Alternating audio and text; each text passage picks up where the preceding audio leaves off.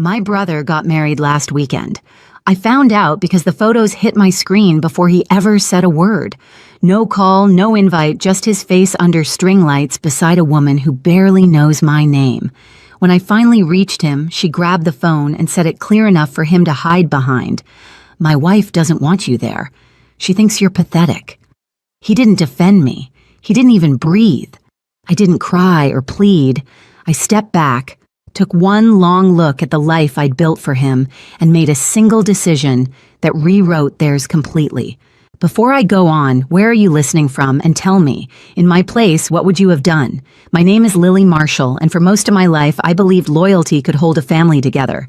I learned that the hard way at 23, standing in a hospital hallway signing papers I wasn't ready to sign, while my 14-year-old brother, Evan, sobbed into my coat. Our mother, Julia, was gone before either of us understood how suddenly a life can disappear. In that moment, something inside me shifted. I wasn't just his older sister anymore. I became the person who figured things out, who paid the bills, who made sure he didn't get swallowed by grief. I kept that role for 15 years. While my friends chased careers and apartments in trendier parts of Kansas City, I took shifts wherever I could, office temp work during the day, event staffing at night, freelance marketing projects in between. Evan had school textbooks, college applications. He had robotics club fees and senior trips, and a dorm room that needed furnishing. I covered all of it, not because anyone asked me to, but because I couldn't watch him fall through the cracks our mother's death had opened. When Evan started college, I bought a small loft in the Crossroads district under my name. I told him it was for convenience, but really it was to give him stability, something I knew too well he couldn't build alone yet.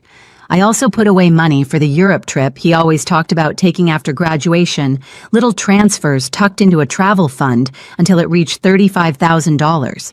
He used to joke that when he was an engineer, he'd pay me back with interest. I laughed it off. Family doesn't keep score. At least that's what I thought. The strange thing is, people assume betrayal hits like a sudden blow. In my case, it came as a slow ache I couldn't name at first. Months before the wedding, Evan called less. Messages got shorter. He started saying things like, "I've got it handled," or "You don't have to worry about me anymore," in a tone that suggested my concern annoyed him. When he introduced me to his girlfriend, Sienna, I noticed the way she looked me up and down like she was cataloging me. A measuring glance, not a friendly one. She was an influencer, bright smile, curated outfits, always thinking about angles and lighting. Evan seemed dazzled by her confidence. I didn't mind. People evolve. Brothers fall in love. That's normal. But I could feel something shifting the way conversations got shorter or were postponed. The way Sienna's voice lingered too close to the phone whenever I called. Still, I never imagined I'd be erased. Not until that morning when I opened my screen and saw wedding photos, my brother in a suit I didn't know he bought, beside a woman wearing a dress I'd never seen, under lights.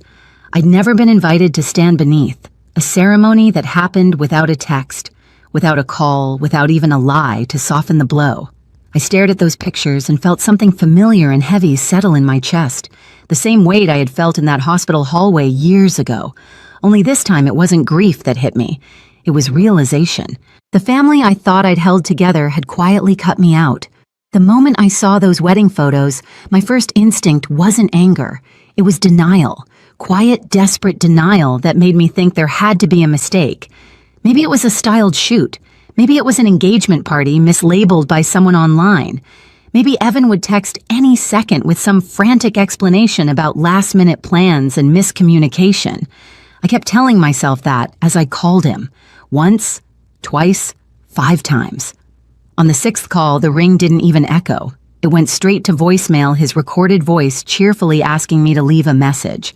A voice I had listened to edited and re-recorded with him back when he couldn't pronounce the word availability without laughing. By the 7th attempt, something icy began tightening around my ribs. Not panic recognition. Someone was avoiding me. I tried texting him. "Evan, call me." Then I saw the photos. "Just tell me what's going on." No answer. When my phone finally lit up with an incoming call, I exhaled too quickly. Relief, fear, all tangled. I swiped to answer, but it wasn't Evan's voice I heard. "Well, a woman said I was wondering how long it would take you, Sienna." Her tone wasn't surprised. It was bored, as if she'd been expecting this moment, almost looking forward to it. "I need to talk to my brother," I said. "Put him on." A pause. A small laugh, low and sharp. "He's busy. We just got back from the reception. It was perfect." Reception. The words sliced clean through my chest. "I wasn't invited," I said, trying to keep my voice level. "That's the point," she replied. "My wife doesn't want you there. She thinks you're pathetic." For a moment, I didn't hear anything, not her breathing, not my own. Just a long, thin silence expanding inside my skull. Pathetic. I gripped the phone tighter. "Did Evan say that?" "He doesn't need to," she said. "He agrees." In the background, I heard his voice muffled, hesitant. "Sienna, just give me the phone." "No," she snapped louder now, making sure I heard. "She needs to understand we're adults. We don't need her controlling everything anymore." Controlling. Of all the words she could have chosen, that one lit something hot behind my eyes. "I paid for the loft you're currently standing in," I said, calm in a way that scared even me. "I bought his furniture. I covered his tuition. The travel fund you're probably planning to spend, I built that for him.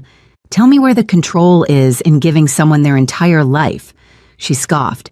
"Exactly. You use money to keep him tied to you. It's embarrassing. But don't worry, we'll be paying for everything ourselves. We're not living under your shadow." "Let me talk to him," I repeated.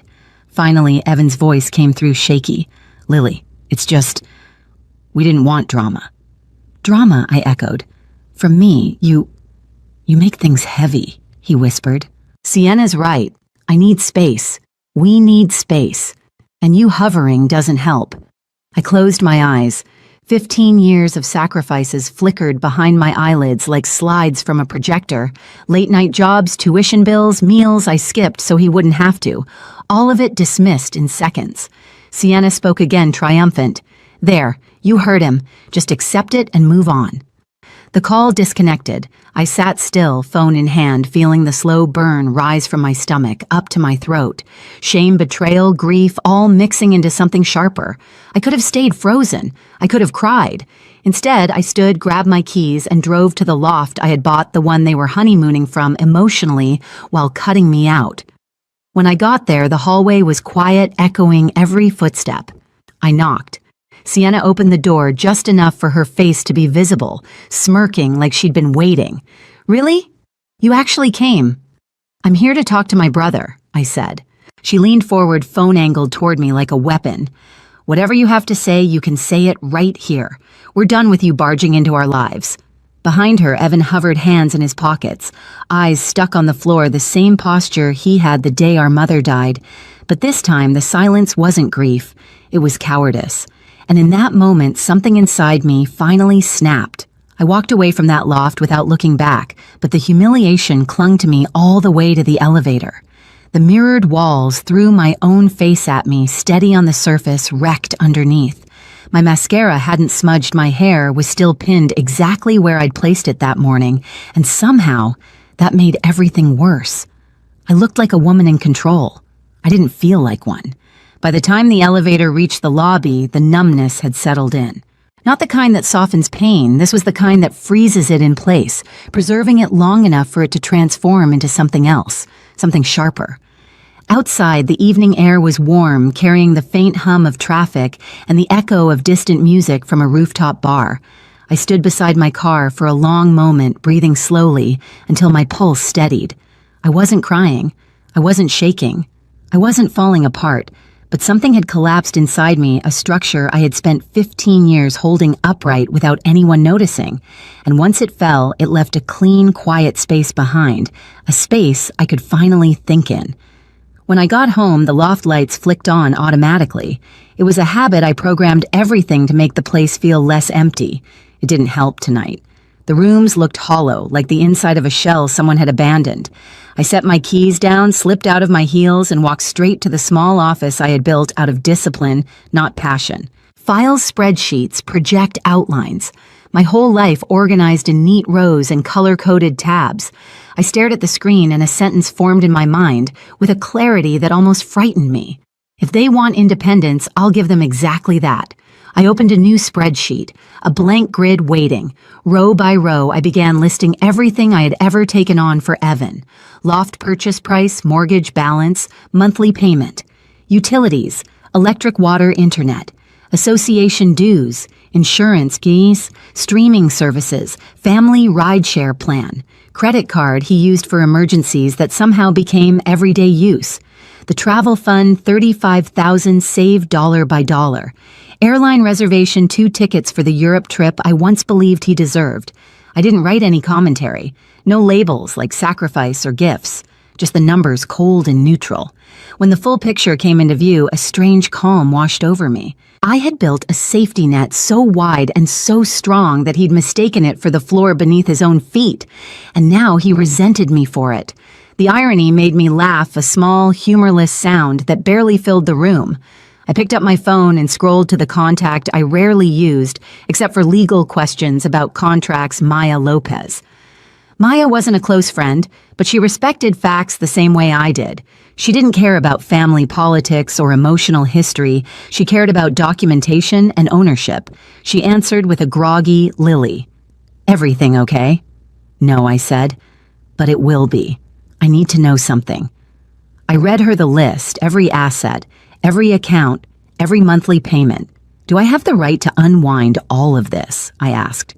"Every dollar, every property, every booking, without giving him anything." There was a rustle of papers on her end, then her voice sharpened. "Lily, everything you just listed is under your name, sole ownership. Beneficiary status doesn't grant rights.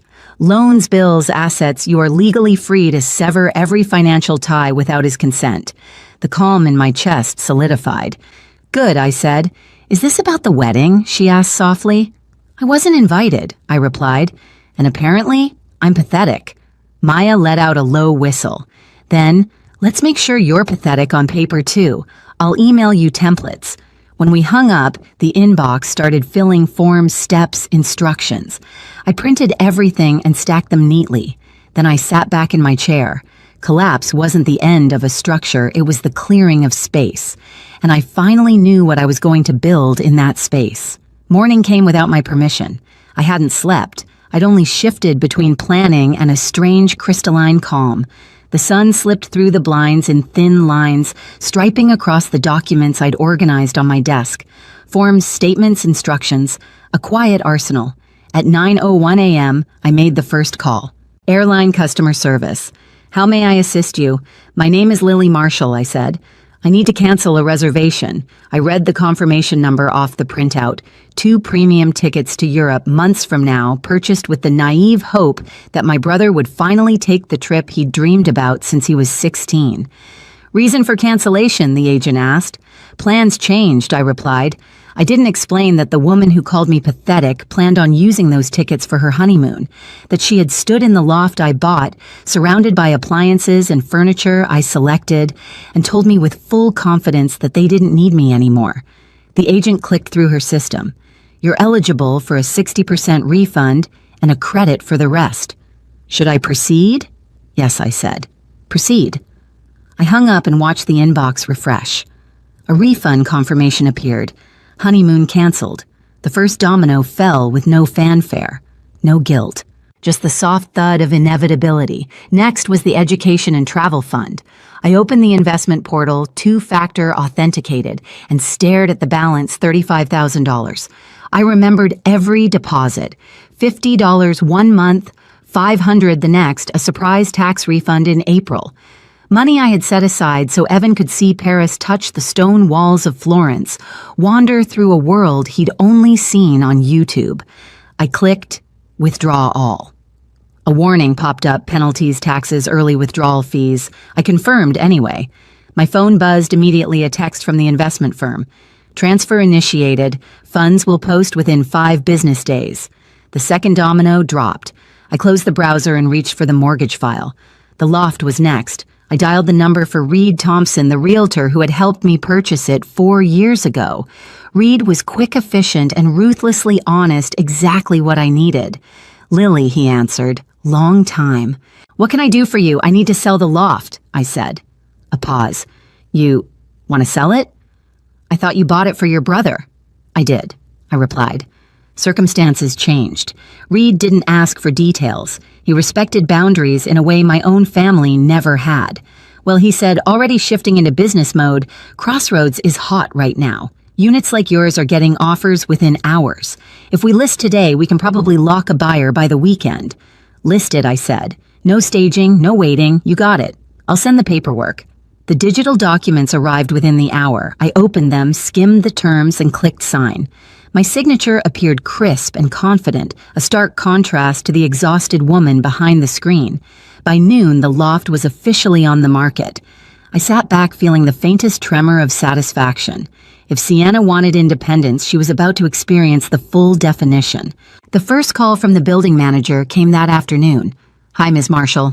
I need to confirm, did you authorize the sale of Unit 5C? Yes. Another pause. The current occupants that weren't aware. That's not my responsibility, I said. All documentation is under my name. Please proceed with whatever notices are required.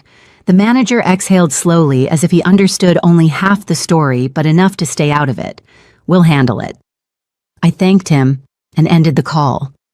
I imagined the scene unfolding in that loft, Sienna pacing Evan, confused papers in hand, realizing that the ground beneath them wasn't theirs, that it never had been. They had wanted freedom from me. They were getting it. That evening, Reed called. You're not going to believe this, he said. We already have 2 offers. 1 cash, well above asking. Take the cash offer, I said. You sure usually take it. He accepted on my behalf. The sales started closing within 24 hours. I didn't tell Evan, I didn't warn him. He hadn't warned me about the wedding. Fair was fair. The next series of tasks felt like brushing dust off a table, simple, quiet, necessary. I logged into the utility portal and transferred all accounts out of my name, effective immediately.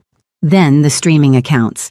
Password changed, profiles wiped clean, the phone plan, removed his device from the family plan, credit card, canceled the authorized user. Every click was a boundary being drawn, a clean line replacing 15 years of blurred ones. When the last task was done, I stood in the kitchen staring at my hands. They didn't shake. I drafted a text. Not long, not emotional, just the truth stripped clean.